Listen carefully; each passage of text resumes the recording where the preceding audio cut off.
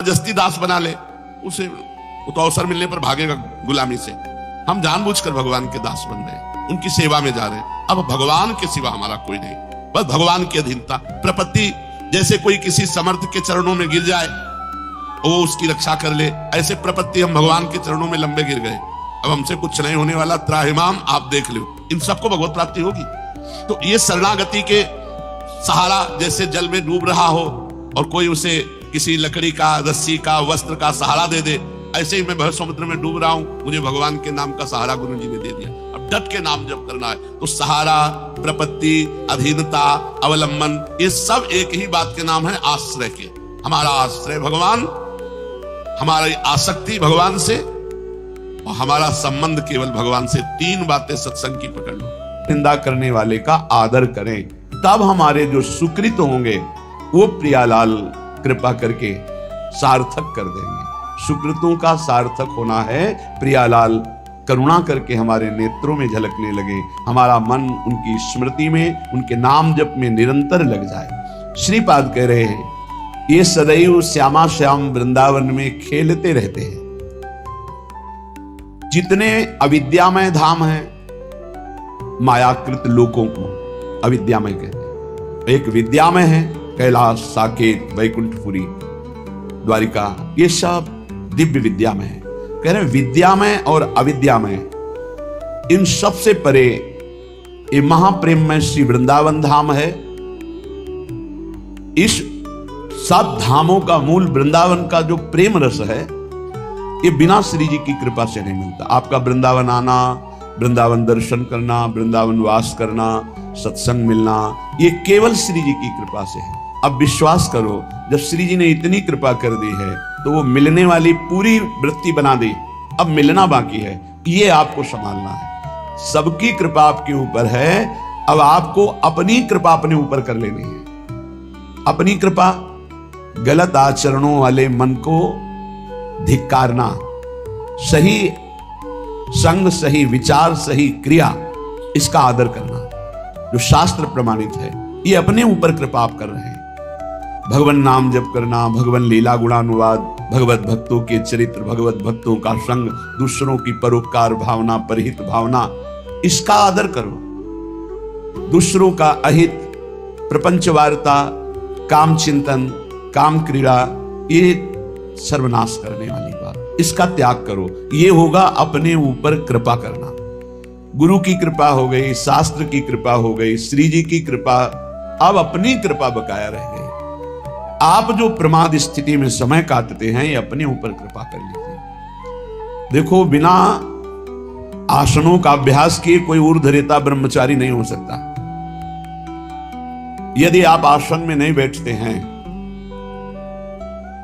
कम से कम 2 घड़ी 48 मिनट, आप ब्रह्मचर्य रह ही नहीं सकते। कागज में लिख लीजिए, चाहे दिमाग में लिख लीजिए, ये अनुभव गम में बातें कह रहे हैं। आप प्राणवायु का संशोधन नहीं करते हैं,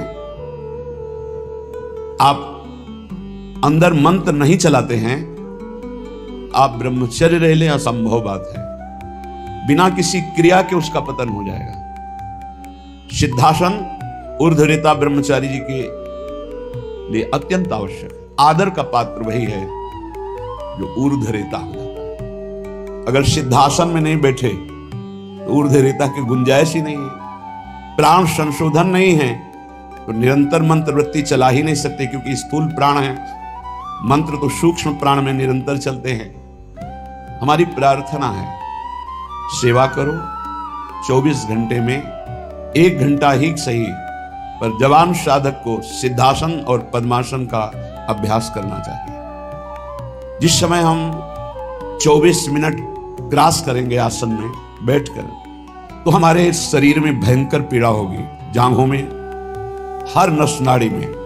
वह पीड़ा बड़ी अमृतमयी होती है, शरीर को निरोग कर देती है, चर्बी को भस्म कर देती है, वायु को शांत करके सूक्ष्म करती है। जो आसनों पर बैठने वाला है, ब्रह्मचारी है, प्राण संशोधन प्राणायाम के द्वारा करता है, बहुत सुंदर मंत्र चलता है निरंतर। जवान जवान साधक है, झुक के बैठना, दीवाल का आश्रय ले लेना, शरीर का रोग ग्रसित हो जाना, ये सूचना देते हैं कि आप ब्रह्मचर्य की हानि किए हैं, आपका आहार ठीक नहीं है, आपकी साधना ठीक नहीं है। असाध्य रोग, आकस्मिक पूर्व पाप के परिणाम स्वरूप आ जाना यह हो सकता है, पर वो हमारी साधना को बाधित नहीं कर सकता। प्रारब्ध साधना को बाधित नहीं कर सकता, ध्यान रखना। प्रारब्ध आया है, उसको भोगेंगे, साधना यथावत चलनी चाहिए, साधना में फर्क नहीं पड़ना चाहिए, तब भगवदानंद की प्राप्ति होती। इसीलिए कह रहे हैं हमारे ऊपर सब कृपा है, केवल अपनी कृपा करने की जरूरत है। आप लोग अपनी कृपा कीजिए। जैसे हम कहते हैं कि हमारे शरीर में ब्लड प्रेशर का रोग हो गया, हाई या लो, वो थोड़ी देर के लिए हमको शिथिल कर सकता है, लेकिन नहीं, वो हमारे साधन को नष्ट नहीं कर सकता, वो हमारे साधन को नहीं। हम सम में हैं, ब्लड प्रेशर हाई या लो विषम में है, कोई फर्क नहीं पड़ता। और हम विषम चिंतन करते हैं तो ये सब सही भी हो तो भी गलत है। हमारा विचार, हमारी साधना प्रारब्ध नहीं बाधित कर सकता, ध्यान रखना। प्रारब्ध पाप कर्म का परिणाम है, और वर्तमान की हमारी साधना भागवतिक है, हमारी भागवतिक साधना को आच्छादित कर दे, इतनी बड़ी सामर्थ्य प्रारब्ध में नहीं है। प्रारब्ध बाधा खड़ी करता है, लेकिन हमारे भजन को नहीं रोक सकता, हमारी भागवतिक उन्नति को नहीं रोक सकता। लेकिन हम लोग इससे एक बेपरवाह से नजर आते हैं। धिक्कार है उस शिष्य को जब गुरु को आज्ञा देने में सोच करना पड़े, पता नहीं मानेगा कि नहीं मानेगा। इसीलिए परमार्थ की दिव्यता प्रकाशित नहीं हो रही। जीना, समय काटना, गुरु कृपा से कल्याण हो जाना, ये सब हो जाएगा, इस पे कोई चिंता की बात नहीं। लेकिन जीते दी अध्यात्म की भूमिकाओं पे विचरण करना, ये अपने ऊपर कृपा करना है। प्यारे, ये बहुत कीमती शरीर है, आपका कल्याण तो निश्चित है, लेकिन यदि आप यहां हजारों का कल्याण करके नहीं गए तो आपका साधु वेश धारण करना किस काम का? अपने कल्याण के लिए तो कोई खास बात नहीं। हमारी साधना अपने कल्याण के लिए नहीं होती, ध्यान रखना। हमारा कल्याण तो जिस दिन हम गुरु की शरण में हुए उसी दिन हो गया। अब हम साधना करते हैं इस जगत मंगल के लिए। साधु का पूरा जीवन परोपकार के लिए होता है, परहित के लिए होता है, दूसरों के दुखों का नाश करने के लिए होता है। रात दिन भजन करके फिर संकल्प बनता, सर्वे भवन्तु सुखिना सर्वे सन्तु निरामया। इसलिए पूरा जगत उसे नमस्कार करता है। आप सबसे प्रार्थना है, इस नाशवान मलमूत्र बनाने वाले शरीर को प्रिय मानकर केवल खान पान विश्राम शयन इसी में काटते रहोगे, जीवन रंग नहीं लाएगा। रंग लाने के लिए गुरु आज्ञा की कसौटी में कसना होगा, तब आप प्रियालाल की सेवा के आभूषण बनेंगे, तब आप प्रियालाल के श्रृंगार सेवा में आएंगे। बिना कसौटी में कसे, बिना आग में तपे निर्विकार नहीं होता। एक बार हिम्मत करो, तुम शरीर नहीं हो, ये शरीर छूटेगा, तुम्हें दिव्यता प्राप्त करनी है। दिव्य पार्थिव शरीर की आसक्ति वाला नहीं अनुभव कर सकता, इससे ऊपर उठो। बहुत घटिया सोच है यदि ये सोच बनी रहे कि मुझे अच्छा खाने को मिले, अच्छा सोने को मिले, अच्छा रहने को मिले, बहुत घटिया सोच है। रात के 12:30 बजे जग गए, अपनी दिनचर्या में लगे, 10:30 बजे तक लगे रहेंगे, फिर जाके ये हम इसलिए कह रहे हैं कि आप स्वस्थ हैं और आप कमाई नहीं कर पा रहे, चाहे गृहस्थ हो या विरक्त। अरे मरना है यार, जाना है यहां से, अच्छी नाम की कमाई कर लो, अच्छी अध्यात्म की उन्नति कर लो, लाखों का कल्याण कर दोगे। सतरति सतरति सा लोकांतरति। हमारा जन्म दूसरों का मंगल करने के लिए हुआ है। आप विश्वास कीजिए, बहुत घाटे का सौदा हो रहा है, बहुत घाटे का। किसको चढ़ाएं, किसको उत्तम रीति में पहुंचाएं, जब तक हमारी आज्ञा पर तुम बलिदान होना नहीं चाहोगे तब तक नहीं बन सकता। पंच प्यारों की रचना जानते हो कैसे हुई थी? हमें तुम्हारा रक्त चाहिए, तुम्हारी गर्दन चाहिए, खड़े हो सभा में कौन? तो एक खड़े हुए, अंदर गए और ऐसे रक्त की धारा चल पड़ी। अब दूसरा कोई खड़ा हो, 5 केवल खड़े हुए थे लाखों की सभा में, फिर 5 को निकाल के लाए क्योंकि काटा नहीं था, वहां केवल लीला की थी, अंधे रक्त की लीला केवल हुई थी, वहां किसी की हिंसा नहीं हुई थी। सब आश्चर्यचकित हो गए। ये हैं 5 और एक एक से इतनी सामर्थ्य भर दूंगा कि 1.25 लाख को एक परास्त कर देगा। परम पूज्य श्री गुरु गोविंद सिंह के वचन। एक को 1.25 लाख परास्त करने वाली सामर्थ्य तैयार करो, क्यों? प्राणों को बलिदान कर दिया। नारायण अति कठिन है हरि मिलन की बाट, या में पग पीछे धरे प्रथम शीश रे काट। चाहे गृहस्थ हो चाहे विरक्त, दिव्यानुभूति के लिए तुम्हारा मानव शरीर मिला है, पार्थिव भोगों के लिए नहीं, पर इसमें आपको अपनी कृपा करनी बकाया रह गई। सब कृपा आपके ऊपर है, आप अपनी कृपा कर ले, बस इसमें हमें सब घाटा नजर आ रहा है। गुरु कृपा, धाम कृपा, इष्ट कृपा, शास्त्र कृपा। गुरु लाखों ने बनाया, लेकिन गुरु की बात मानने वाला कोई बिरला ही है। ऐसा नहीं कि नहीं है, पर वो इतने में अंगुली में गिने जाए। एक साधु जब साधना करता है तो प्रांत के प्रांत को पावन कर देता है, और सैकड़ों साधु जहां भजन करे तो राष्ट्र को पावन करने की सामर्थ्य रखते हैं। इसलिए जगो, मोह निद्रा से जगो। तुम मानव नहीं हो, तुम भगवान की दिव्य अंश हो। तुम्हारा जन्म ही हुआ है दिव्यता के लिए, पशुता के लिए तो अन्य योनियां है। निद्रा भय आहार मैथुन ये पशुता है, इसके लिए अन्य योनियां हैं। तुम दिव्य नारायण स्वरूप हो, हरि स्वरूप हो, अपने स्वरूप की तरफ बढ़ो। ये सब छोड़ो, ये आंतरिक वृत्ति को सुधारो भाई।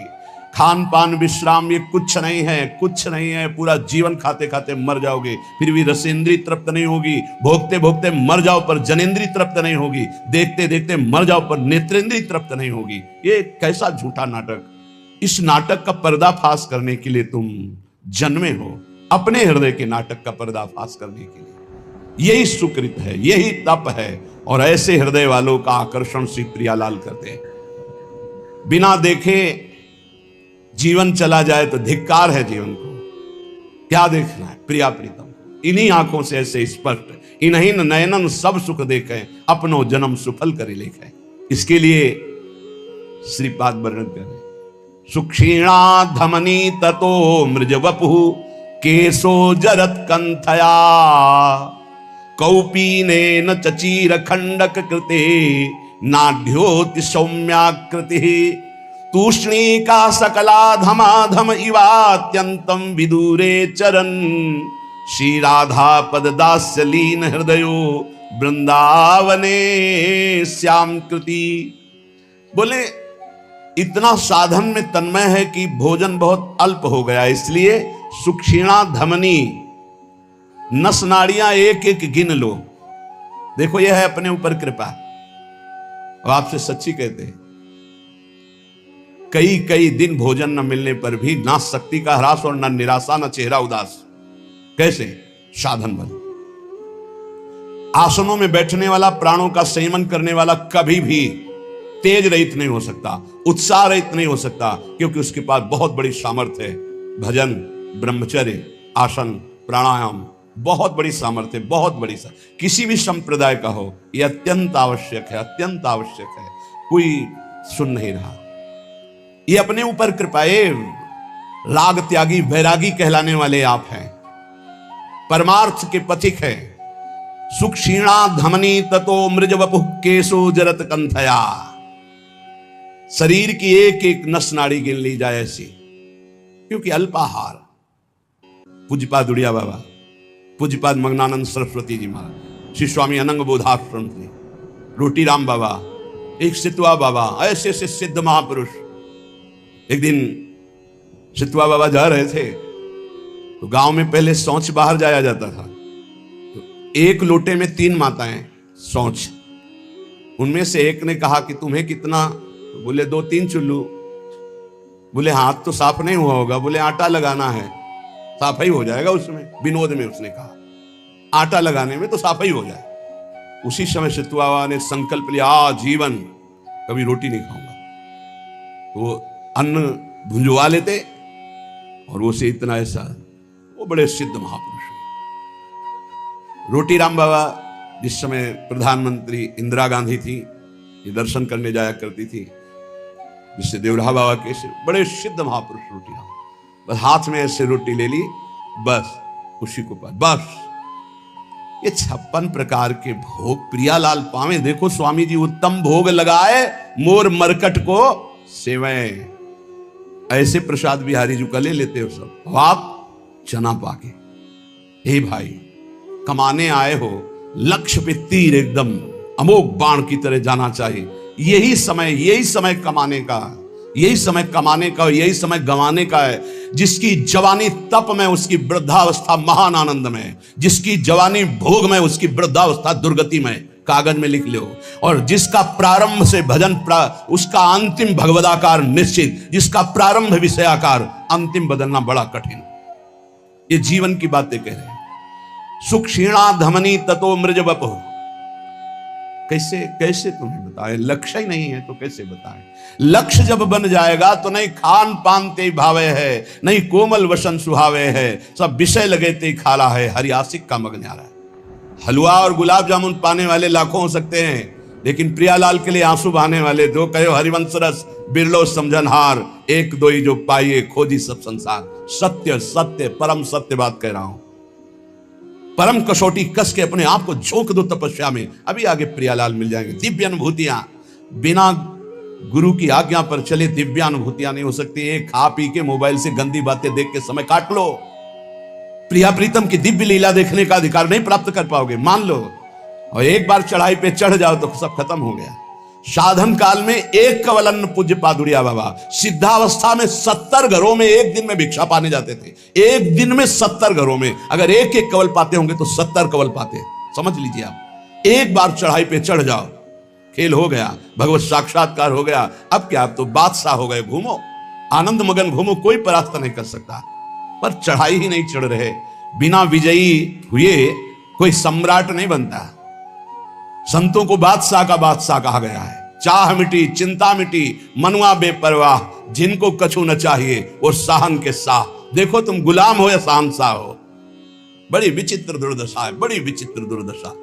ए भाई जगो। सुख क्षीणा धमनी ततो मृज वपुः केशो जरत कंथया। कभी एक मिनट जीवन में किसी के पास बैठ करके वार्ता करने की कभी रुचि नहीं रही, वार्ता करने की रुचि। यहां वृंदावन तक में बलराम ब्रजवासी जब मिलने आते थे तो सबसे ऊपर छत में पद्मासन लगाए बैठे। कभी जब दृष्टि खुलती तो देखते हाथ जोड़े खड़ा है, ये बाबा कुछ पाया है कि नहीं, ये ले ले प्रसाद, पा लेना। हाँ ठीक है भैया, रख दो और आप जाओ। कभी विश्वास कीजिए, प्रपंच वार्ता हंसी मजाक मिलना जुलना, आग लगाओ अंदर। ये दूसरे के समझाने से नहीं होता है, खुद की आग से होता है। नई अवस्था है आपकी, या परमार्थ में चल रहे हो, चाहे गृहस्थ हो चाहे विरक्त हो। ये पेट बढ़ने का मतलब है साधन विहीन जीवन कर लेना। सिद्ध पुरुषों के पेट बढ़े तो आनंद तोंद है, आनंद उनकी कोई बात नहीं। अभी कुछ देखा ही नहीं है, बढ़ने लगा चर्बी और मांस और ये सब, बिल्कुल नहीं, बिल्कुल नहीं। 18 से 48 तक घोर तप में जीवन, फिर आगे जो सिद्धावस्था आ जाएगी आप खुद देख लोगे कैसी आनंदमयी वृत्ति होती। हमारी प्रार्थना मान लो आप सेवा में रत रहें, लेकिन निरंतर चतुराशी जी नाम जप मंत्र जप चलता हुआ, और जब समय मिले फौरन आसनों पे बैठ जाओ। 2 घंटे 3 घंटे विश्राम, बस आसनों पे बैठ करके ही अपना समय व्यतीत करो। जवान हो, ब्रह्मचारी हो, भगवत मार्ग के पथिक हो। ततो मृज वपुः।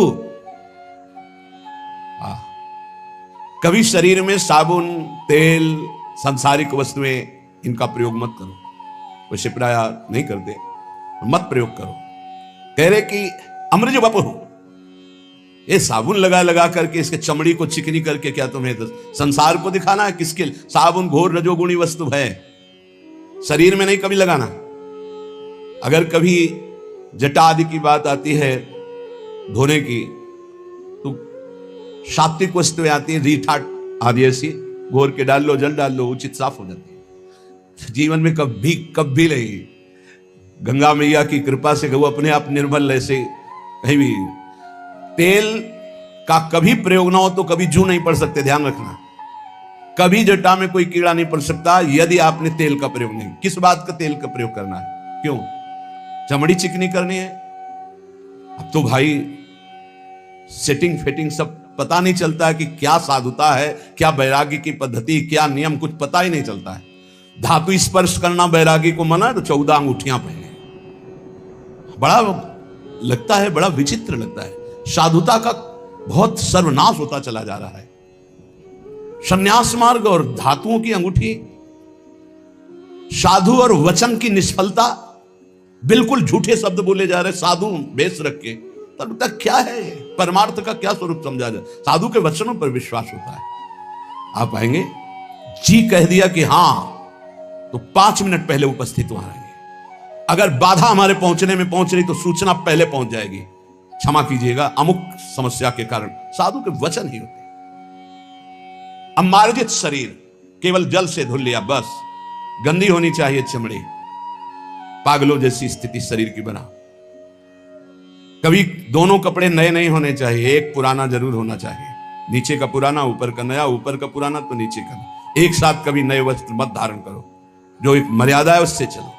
ततो अमृज वपुः, बस केवल जल से पवित्रता के लिए धो लिया, मल मल करके शरीर धोने की जरूरत नहीं, जल डाल लिया पवित्रता के लिए। और कह रहे केशो जरत कंठया, बालों को कंघा मत फेरो, जटा रूप में परिवर्तित करो।